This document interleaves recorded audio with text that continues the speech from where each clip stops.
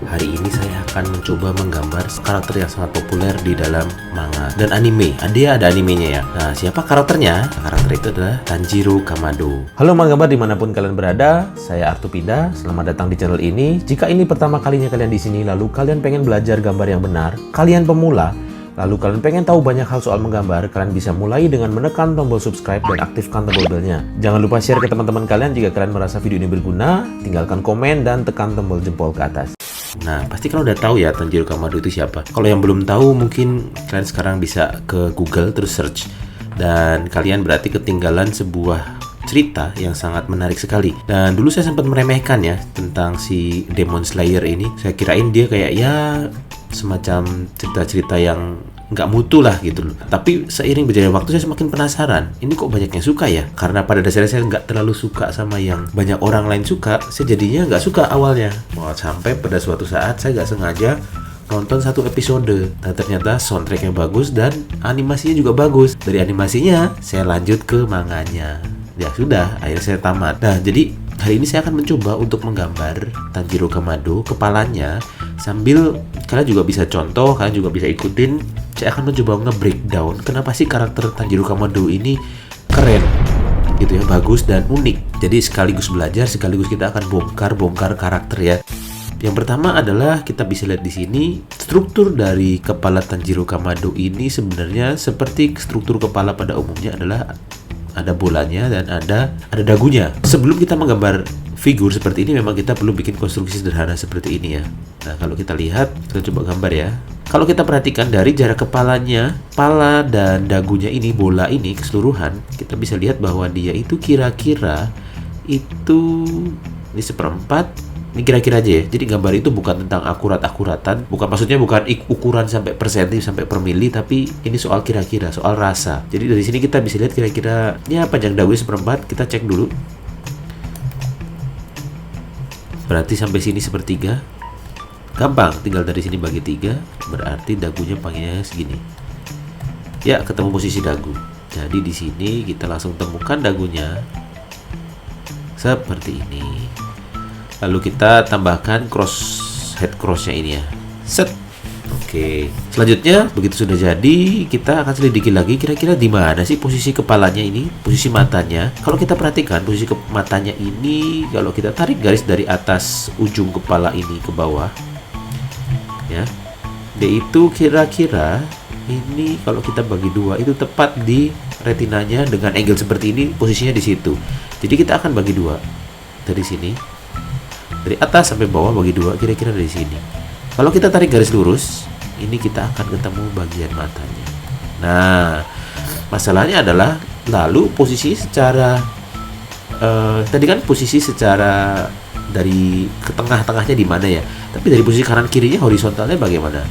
Nah, kita tentukan dulu nih mata yang sebelah kanan dulu. Dari sini kita bisa tahu bahwa nah, jatuhnya di sini. Jadi kita akan gambarkan kira-kira dia itu ada letaknya ada di garis setengah ini. Sebenarnya kurang turun sedikit sih setengah garisnya. Ini kira-kira segini ya garisnya ya. Nah, kalian bisa lihat di sini garis setengah. Matanya dia menempel di garis cross marknya. Jadi kita akan gambar garis cross marknya kira-kira seperti ini ya.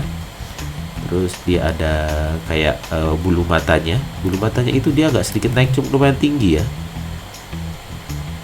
Nah, seperti itu.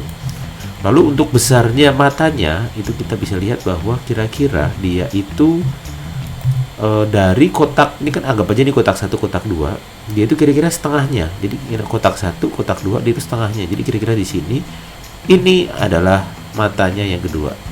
Nah, seperti ini.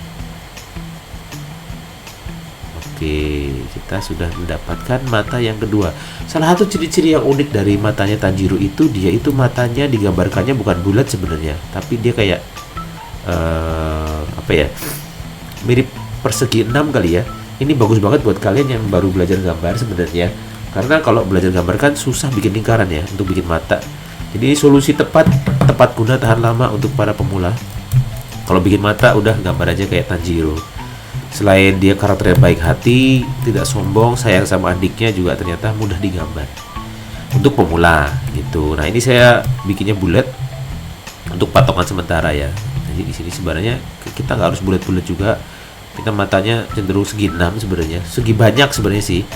Nah dari sini kita akan masuk ke mata kedua. Nah di sini kita bisa tahu bahwa jarak antara matanya itu kira-kira satu mata. Nah satu matanya dari mana nih, kira-kira segini nih. Mata yang kedua dikali 2, mata yang pertama sebelah kanan dikali 2, jadi segini kali 2 berarti segini nih di sini.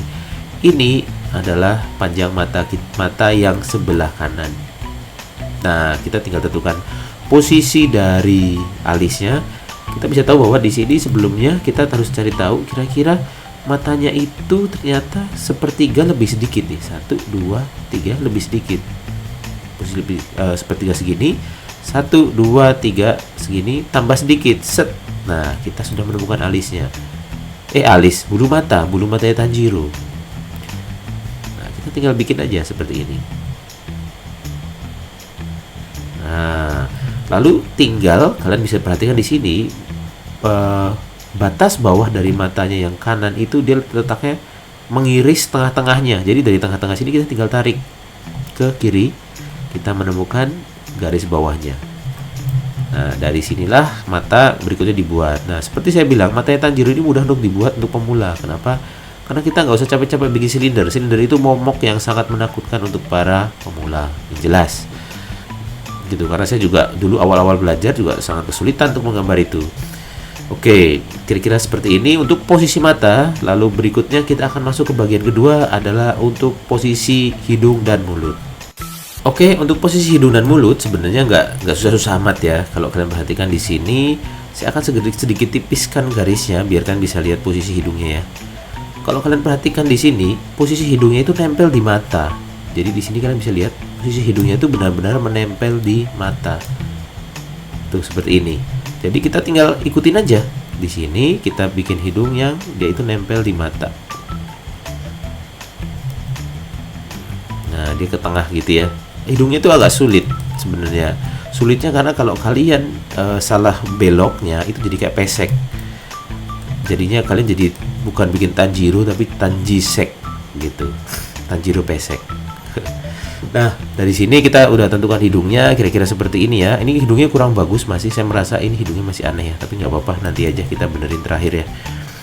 Penting untuk kalian kalau kalian misalnya mentok di satu titik, mendingan kalian move on, pindah ke bagian yang lain, lalu kita lanjutkan lain kali. Ketika kita sudah mendapatkan gambaran yang cukup keseluruhan terhadap gambar yang lagi kita buat.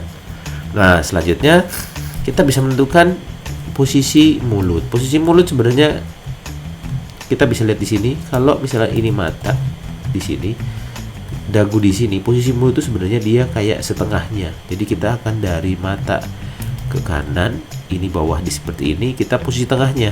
Posisi tengahnya dia ada di sini. Nah, enaknya menggambar manga itu kenapa ala-ala manga seperti ini kenapa sangat mudah, sangat menarik dan banyak yang suka karena sebenarnya simple, dia itu sederhana. Kayak sederhana tapi ekspresinya bisa macam-macam. Bukan berarti aliran yang lain itu agak bagus ya. Setiap aliran punya kelebihan dan kekurangannya masing-masing yang jelas, tapi ada salah satu penyebab kenapa manga ini begitu populer ya karena kesederhanaannya itu. Karakternya cenderung sederhana dan menarik gitu, menarik untuk orang banyak ya maksudnya. Oke, untuk dagunya ini seperti kayak ada segi 4 gitu ya. Jadi kita akan bikin segi 4. Nah, kira-kira ini sebenarnya udah mulai hampir mungkin 70% ya, ini sketnya udah jadi.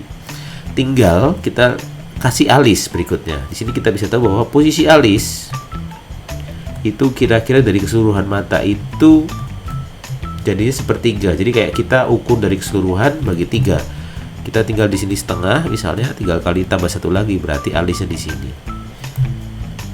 Langsung kita akan implementasiin alisnya itu dia posisinya. Nah, ini penting nih. Jangan sampai ketika ditarik garis lurus dia memang agak jauh sedikit. Tapi ketika ini tarik garis lurus, nih dia cukup jauh banget dari mata ya. Jadi kira-kira dari sini, terus dia cukup jauh dari mata gitu dari sini. Jadi kita tinggal tarik garisnya setemuin. Nah, keunikan dari karakter Tanjiro ini salah satunya juga karakternya ini mempunyai fitur-fitur feminim sebenarnya. Jadi dia itu Yang membuat menarik itu mukanya sebenarnya cukup feminim. Alisnya nggak yang agresif. Maksudnya agresif itu bagaimana? Biasanya karakter itu kan alisnya seperti ini nih, kalau karakter cowok gitu ya. Rata-rata, nggak semuanya sih.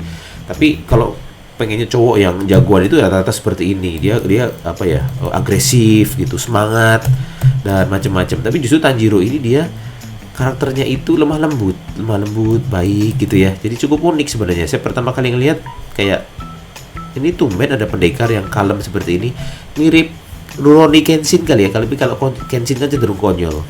Kalau Tanjiro ini cenderung lemah lembut, sosok kakak yang baik hati sekali gitu. Impian para adik-adik. Nah, seperti ini. Lalu kita kasih alisnya di sebelah sana juga. Nah, sebenarnya ini udah mulai kelihatan kan Tanjiro kita. Dari sini tinggal rambut itu paling seru sebenarnya. Saya paling suka gambar rambut karena kayak dengan sedikit sentuhan itu kita bisa langsung mewujudkan apa ya, karakter yang kita buat jadi lebih seru. Di sini kita tinggal tentukan dulu bentuk kepalanya, ya. Kalau kalian misalnya nggak bisa bikin garis bengkok seperti ini, kalian nggak apa-apa bikin garis patah-patah seperti ini. Misalnya kayak gini nih. Dan nggak usah buru-buru, nggak usah apa namanya pengen cepat selesai. Nikmatin aja prosesnya. Kalaupun salah ya sudah, nikmati. Nah, bagian pipi ini agak sedikit turun ya, agak sedikit apa ya, melebar. Terus pas mau ke dagu dia tinggal tarik garis lurus seperti ini. Oke. Berikutnya untuk dagunya, kalian bisa lihat di sini. Dagunya itu kalau ditarik garis lurus sejajar hidung. Jadi set, letaknya ada di sini. Tinggal kita bikin garis yang lengkung aja seperti ini. Nah, sudah. Kita sudah menemukan dagunya, tinggal tambahan kuping. Kupingnya gampang. Kuping ini kalau misalnya kalian salah pun juga nggak masalah. Kupingnya yang penting ada aja deh. Yang penting ada, masalah kegedean kekecilannya nanti bisa ketutupan rambut, aman. Berikutnya kita akan bikin rambut. Nah, rambut ini juga nih. Rambut tuh kadang-kadang kita salah itu nggak kelihatan, tapi kadang-kadang kita salah dikit aja langsung kelihatan aneh. Oke, nah di sini kita akan bikin apa tuh namanya, rambutnya. Kita agak sedikit freestyle aja di sini, salah-salah sedikit nggak apa-apa. Kalian bisa lihat di sini rambutnya seperti ini ya. Nah, terus kita tambahkan. Nah, kalian bisa lihat di sini gedenya rambutnya Tanjiro itu cukup besar sekali ya, cukup tebal. Bahkan kalau kita lihat kira-kira rambutnya ini bisa dari keseluruhan muka itu kayak seperempatnya sendiri. Seperempat dari keseluruhan kepala. Jadi kalau kita mau bikin rambutnya, tinggal dari kepala sini sampai jidat bagi 3. Kalian bisa lihat di sini. Lalu kita tambahkan lagi 1 di sini. Nah, ini segede gini nih kepalanya Tanjiro. Jadi cukup hati-hati kalau gambar Tanjiro, kertas kalian habis. Benar-benar harus ini ya. Kalian apa tuh namanya tuh, perencanaan penggunaan kertasnya harus pintar. Nah, kemudian kita tinggal bikin Tanjiro ini rambutnya kayak semacam dimundurin gitu ya, kayak apa? Kayak Wak Doyok kali ya, rambutnya dipelintir ke belakang gitu. Kok dipelintir, disisir ke belakang. Nah, seperti ini. Ini kurang, ternyata kurang. Nah, segini.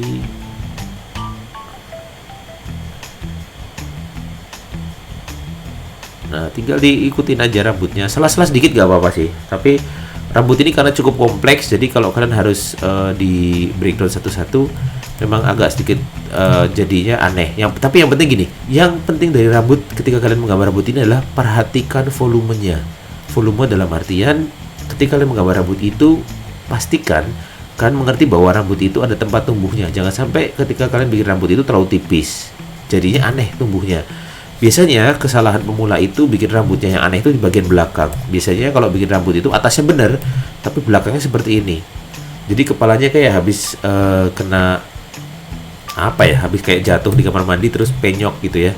Kepalanya kira-kira gitu. Hati-hati posisi kepala bagian belakang dan atas itu sering saya menemukan pemula itu ngawurnya di situ. Nah, dari sini tinggal untuk posisi leher tinggal sejajar sama kuping ya. Terus ya sudah, kita tinggal kasih kostumnya. Saya akan coba rapikan dulu. Semoga kalian suka dengan video ini.